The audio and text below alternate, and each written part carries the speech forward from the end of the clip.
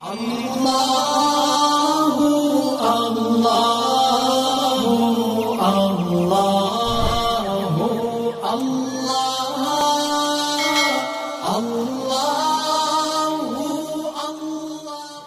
اللہ الرحمن الرحیم۔ السلام علیکم ورحمۃ اللہ وبرکاتہ۔ امید ہے کہ تمام دوست احباب ذی وقار خیر و عافیت کے ساتھ ہوں گے، تو دعا ہے کہ اللہ سب کو سلامت رکھے۔ تو دوستان محترم، ایک اہم ویڈیو کے ساتھ آپ کی خدمت میں حاضر ہیں کہ آج کے اس پرفتن دور میں انسان کا جینا مشکل، انسان کی زندگی بہت مشکل ہو چکی ہے۔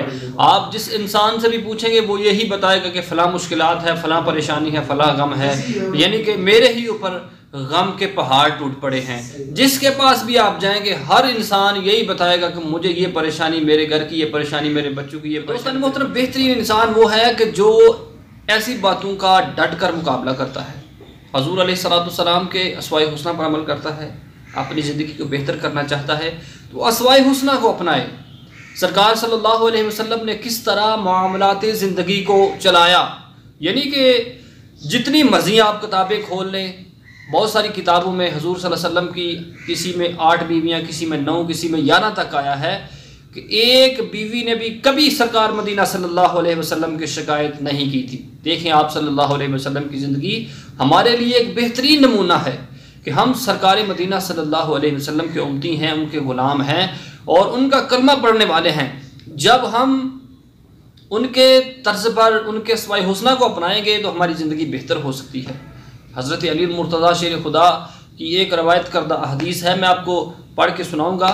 اسی حدیث کے اندر نچوڑ ہے سارا، میں مفہوم آپ کو سناتا ہوں کہ حضور صلی اللہ علیہ وسلم نے فرمایا کہ ایک زمانہ آئے گا، ہر انسان پریشان ہوگا، اس کے پاس پیسے ہوں گے، اس کے پاس دولت ہوگی، اس کے پاس مال ہوگا، یعنی کہ زندگی کی ہر نعمت اس کے پاس موجود ہے، لیکن وہ پریشان ہے۔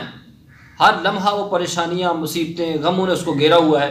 تو حضرت علی المرتضیٰ شیر خدا اٹھتے ہیں، یا رسول اللہ صلی اللہ علیہ وسلم، کیا وجہ ہے؟ اولاد اس کی ہے، پیسے اس کے پاس ہیں، مکان اس کے پاس ہے، گاڑیاں اس کے پاس ہوں گی، یعنی کہ زندگی کی ہر سے، یعنی کہ جو معاملات زندگی کو چلانے کے لیے جن جن چیزوں کی ضرورت ہوتی ہے ہر چیز اس کے پاس موجود ہے، لیکن پریشان ہے، ذہنی ٹینشن ہے، ڈپریشن کا شکار ہے۔ اس سے بچنے کا طریقہ کیا ہے؟ حضرت علی المرتضیٰ فرماتے ہیں کہ جب وہ زمانہ آئے گا تو اس زمانے میں اگر بچنا چاہو تو کس طرح بچا جا سکتا ہے؟ تو سرکار مدینہ کے تاجدار صلی اللہ علیہ وسلم کا کیا خوب فرمان ہے، اسی پر عمل کر لیجئے، آپ کی زندگی جو ہے درست ہو سکتی ہے، آپ کی زندگی کے غم دور ہو سکتے ہیں، آپ کی زندگی کی پریشانیاں دور ہو سکتی ہیں، آپ کی زندگی میں خوشحالی آ سکتی ہے۔ تو دوستان محترم، وہ کون سا عمل تھا جو میرے نبی، تمام نبیوں کے سردار احمد مجتبی حضرت محمد مصطفیٰ صلی اللہ علیہ وسلم نے فرمایا؟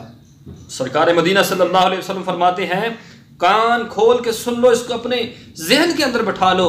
نبی کریم صلی اللہ علیہ وسلم فرماتے ہیں کہ جو قرآن کو پڑھنے والا ہوگا، میرے اسوائے حسنہ کو اپنانے والا ہوگا، وہ کبھی بھی اس زمانے کے اندر پریشانی میں نہیں آئے گا، غم اس کے پاس نہیں آئیں گے، مصیبتیں اس کے پاس نہیں آئیں گی، بلکہ وہ خوشحال زندگی گزارے گا۔ سبحان اللہ۔ تو دوستان محترم، اپنی زندگی کا معمول بنا لیں کہ ہر روز تلاوت قرآن کرنی ہے، اپنی زندگی کا معمول بنا لیں کہ سرکار مدینہ صلی اللہ علیہ وسلم کے بتائے ہوئے طریقے کے مطابق زندگی بسر کرنی ہے اور حضور صلی اللہ علیہ وسلم کی ہر سنت کو اپنانا ہے۔ اسی عمل کے اندر ہماری کامیابی ہے، اسی کام کے اندر ہماری عاقبت کی کامیابی ہے۔ اگر ہم چاہتے ہیں کہ ہماری زندگی سنور جائے، اگر ہم چاہتے ہیں کہ ہماری آخرت سنور جائے، تو ہمیں مدینے کے تاجدار صلی اللہ علیہ وسلم کے اسوائے حسنہ کو اپنانا ہوگا۔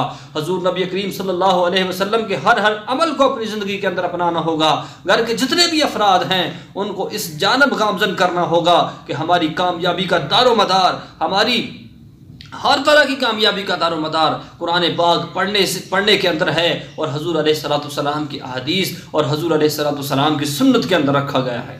بچے کو سکھایا جائے کہ کس طرح زندگی گزارنی ہے، بچے کو سکھایا جائے کہ میرے نبی صلی اللہ علیہ وسلم کیسے زندگی کو گزارتے تھے، بچے کو سکھایا جائے کہ سرکار مدینہ صلی اللہ علیہ وسلم جب گھر سے باہر نکلتے تھے تو کون سی دعا پڑھا کرتے تھے، بچے کو سکھایا جائے کہ حضور علیہ السلام جب کھانا کھاتے تھے تو حضور علیہ السلام کے بیٹھنے کا انداز کیا تھا، حضور کے صحابہ کا بیٹھنے کا انداز کیا تھا، کس طرح مدینے کے تاجدار تمام نبیوں کے سردار صلی اللہ علیہ وسلم اپنے رسم و رواج اور اپنی زندگی کو کس طرز پر چلایا کرتے تھے۔ یہی ہمیں سکھانا ہوگا۔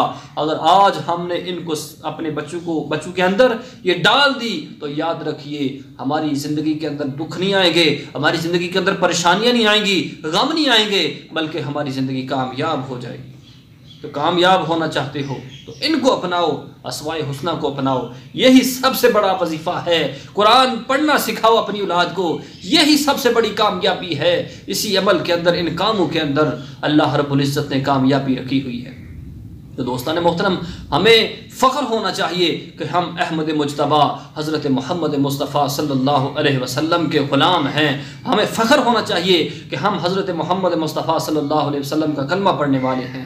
تو ایسے کام کرنے ہوں گے کہ جن سے ہمارا اللہ ہم سے راضی ہو جائے، ایسے کام کرنے ہوں گے تاکہ ہمارا معاشرہ، ہم اپنی زندگی کو سنوار سکتے ہیں۔ ایسے کام کریں گے تو لوگ جب ہمارے سے متاثر ہوں گے تو وہ ہمارے دین کو اپنائیں گے، ہمارے دین پر گامزن ہوں گے، اور جو بھٹکے ہوئے لوگ ہیں آپ کے طریقہ کار، آپ کے رہن سہن، آپ کی زندگی کے چالو کو دیکھ کر وہ بھی دین کو شوق سے اپنائیں گے، دین پر چلنا شروع ہو جائیں گے۔ دوستان محترم، ایک لوگوں کے سامنے ایک ایسی مثال بن کر زندگی گزارو تاکہ لوگ آپ سے متاثر ہو کر دین اسلام کے نقش قدم پر چلنے والے بن جائیں۔ ایسے نہ گزارو زندگی کہ لوگوں کو تنگ کرو، لوگوں کو پریشان کرو، لوگوں کا جینا مشکل کر دو۔ دوستان محترم، کامیابی اسی میں ہے کہ ہم حضور علیہ السلام کے ہر عمل کو، حضور علیہ السلام کے سوئے حسنہ کو اپنائیں، اسی میں ہماری کامیابی ہے۔ وآخر دعوانا ان الحمد للہ رب العالمین۔ السلام علیکم۔